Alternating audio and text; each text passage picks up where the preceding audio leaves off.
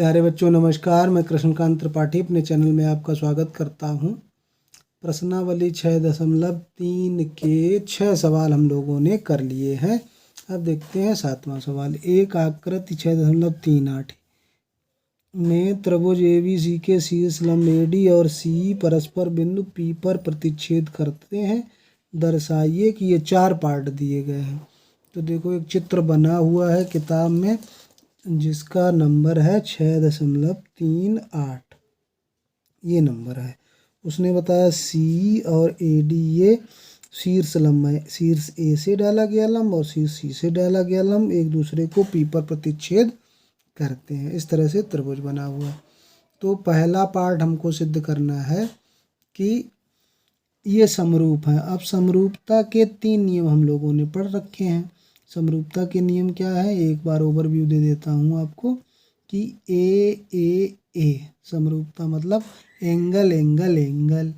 फिर एस मतलब side side side, यानी कि तीनों कोण बराबर हों, तीनों भुजाएं बराबर हों या भुजाएं समानुपाती हों, 2 भुजाएं समानुपाती हों और उनके बीच का कोण बराबर हो, तो क्या कहा जाएगा कि ये समरूपता है उन त्रिभुजों की। इसको एक अगर हटा दें तो एंगल एंगल समरूपता भी कहते हैं, क्योंकि अगर 2 कोण बराबर होंगे तो 3 कोण बराबर होंगे। तो इन 3 नियम में से कोई एक नियम अगर हम इन त्रिभुजों में दिखा पाएँ तो वो हमारा हो जाएगा। तो सब में सिद्ध करना दिया है, ये तो अब लिख ही लेते हैं। अब सब में बताया मैंने। अब डायरेक्ट मैं यहाँ पर उपपत्ति बताऊंगा सिद्ध करके। त्रिभुज AEP तथा त्रिभुज CDP में कहाँ से हमने लिया, पहला पार्ट से ये दोनों त्रिभुज ले लिए। अब इनको चित्र में देखिए, AEP इतना त्रिभुज यहाँ तक और CDP ये इतना त्रिभुज। तो इसमें देखो क्या दिख रहा है कि अगर AEP इधर 90 अंश का होगा तो ये भी 90 अंश का होगा। ये तो 90 अंश का है ही, यानी कि कोण AEP बराबर कोण CDP कैसे है, ये 90 डिग्री का है और ये आपको प्रश्न में ही दिया है। ठीक है। अच्छा, अब ये कोण देखिए, ये कैसे है, शीर्षाभिमुख कोण है। कोण APE बराबर कोण CPD ये कैसे है, शीर्षाभिमुख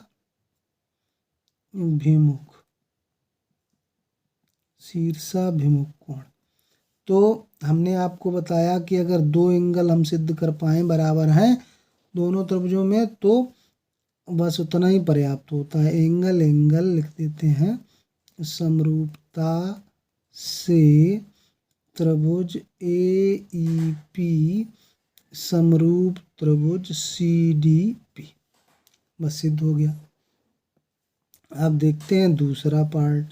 दूसरा पार्ट में क्या कहा गया है, त्रिभुज ABD, तो वही लिख लेते हैं। त्रिभुज ABD तथा त्रिभुज CBE में अब इन 2 त्रिभुजों की बात करें, कौन सा, ABD यहाँ तक ये देखिए और CB और E ये देखिए।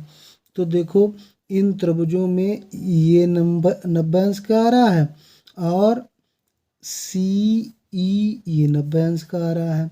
तो कोण ADB बराबर कोण कौन सा आ रहा है, CEB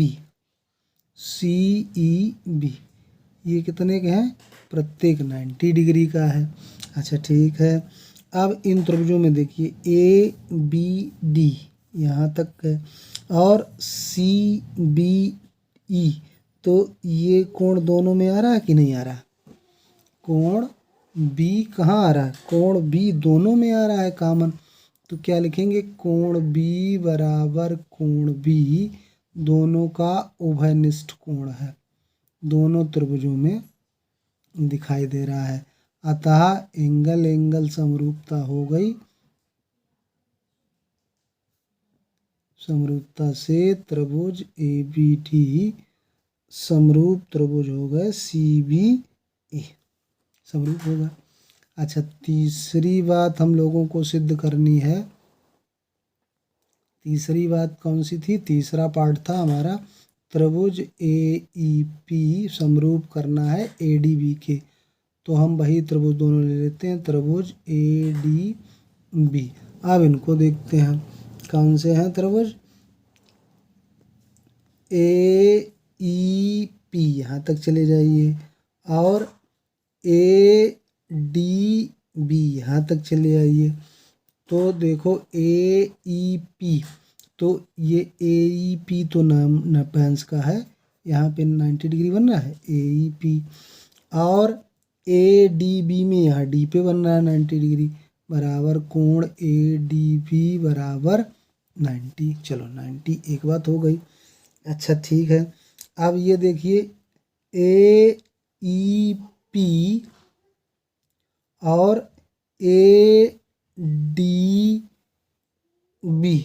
तो ये इतना तो त्रिभुज दोनों में कॉमन आ रहा है, तो कोण A बराबर कोण A ये कैसा हो गया? उभयनिष्ठ,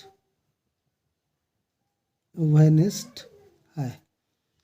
तो इसलिए एंगल एंगल समरूपता से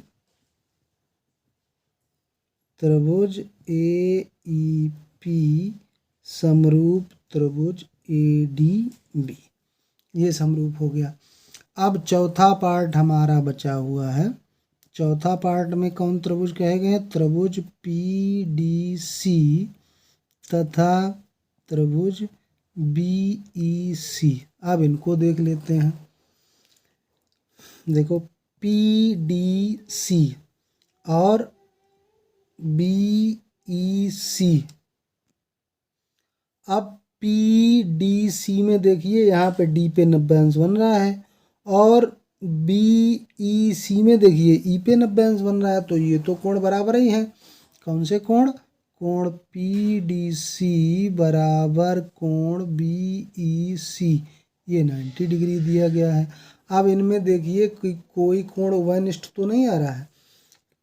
PDC और BEC, तो PDC ये कोण उतना ही आ रहा है और BEC वही कोण आ रहा है, यानी कि कोण C उभयनिष्ठ हो गया।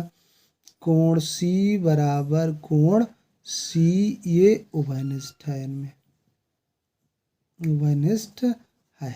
तो फिर एंगल एंगल समरूपता हो गई, दो एंगल बराबर आ गए। एंगल एंगल समरूपता से क्या लिखेंगे? त्रिभुज PDC समरूप त्रिभुज BEC। इस तरह से हमारे चारों पार्ट हो गए हैं। वीडियो पसंद आया हो, सवाल समझ में आए हैं तो चैनल को सब्सक्राइब कर लीजिएगा और घंटी वाला आइकन ज़रूर दबा दीजिएगा ताकि मैं वीडियो डालूं और आपको नोटिफिकेशन प्राप्त हो जाए। धन्यवाद।